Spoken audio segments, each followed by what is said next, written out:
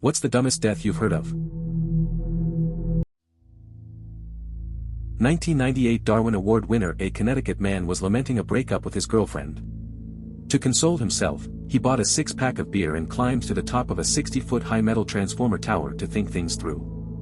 After the 5th beer, he had to do what many people have to do after they drink 5 beers, and he figured that there was no sense in climbing all the way to the bottom of the tower when he could just as easily do his business from the top. So he started to go, but he happened to be aimed at the conductor wire. A bolt of electricity arced to his stream. Saline solutions are excellent conductors of electricity, and blew him off the tower onto the ground, where he was discovered the next day by repairmen. Here's a good one for weird, but not necessarily dumb. Being eaten alive by an elephant. What's that, you say? Elephants are strict vegetarians. Tell that to Bertha Walt. During World War II, Bertha was a typist at a Swiss zoo. While at work, she developed a close friendship with Chang, one of the zoo's Asian elephants. How close?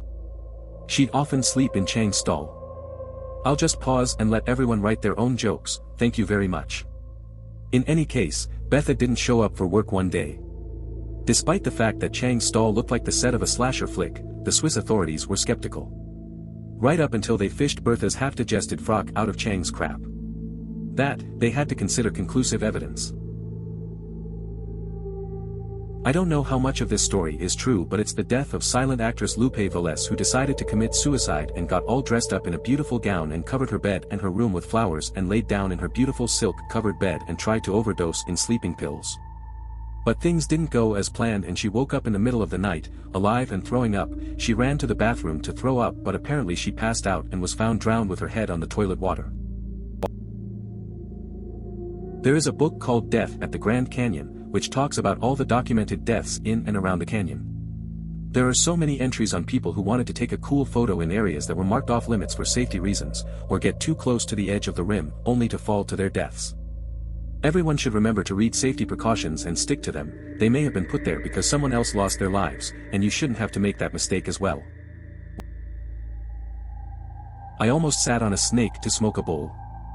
I was waiting for my GF to catch up on the trail. I saw a log to sit on, went to sit on what seemed like the best spot, then thought, nah, I'll let her have the good spot, I'll sit next to it on that lumpier spot. And I sat there for a few minutes packing a bowl, just dumb, enjoying nature and shit.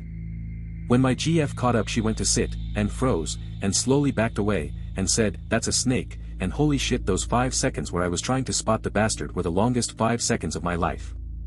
Baby rattlesnake. No noise, 'cause no rattle. He was near goddamn invisible on that log. Just staring at me, wondering what this dumbass stoner was up to. I don't think people understand how much damage something can do once it picks up a little bit of momentum. To be fair, I think you, and pretty much everyone else here, don't realize just how crazy heavy steel is. I once held a dinner plate-sized lump of steel about half an inch thick. It wasn't particularly big, but it was incredibly heavy. To the point where it took considerable effort just to heft it up off the table. Edit, a 3 meter wide and 2 long steel cylinder, as described, wouldn't just weigh a couple tons, but over 435,000 kilograms. That's comparable to trying to stop a convoy of 240 sedans or 12 maximum weight tractor-trailer trucks. Edit 2, shit, confused radius and diameter in my math. It's actually more like 60 sedans. No doubt. There is a story of another guy, a well-off merchant, who decided to fake his own death, reasoning that his servants would mourn him for the day, and so he wouldn't have to pay them. So he faked his own death, only to find that as he lay there, his servants didn't mourn, but celebrated and cheered instead. Furious, he rose from his deathbed to admonish his servants. They thought he was a ghost. Frightened out of their wits, they beat him to death with one of his own ship's oars. Luckily, in their depiction, the dog ran away to chase some other birds before the dynamite exploded, so it survived at least.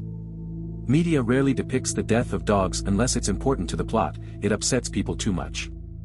It's why you'll see so many movies that happily murder 1,000 people make sure to take a few seconds to let you know the dog made it out okay.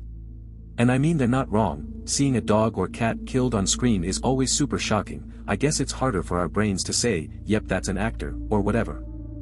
There's even websites you can check to see if a movie contains an animal death before you, or your kids, see it.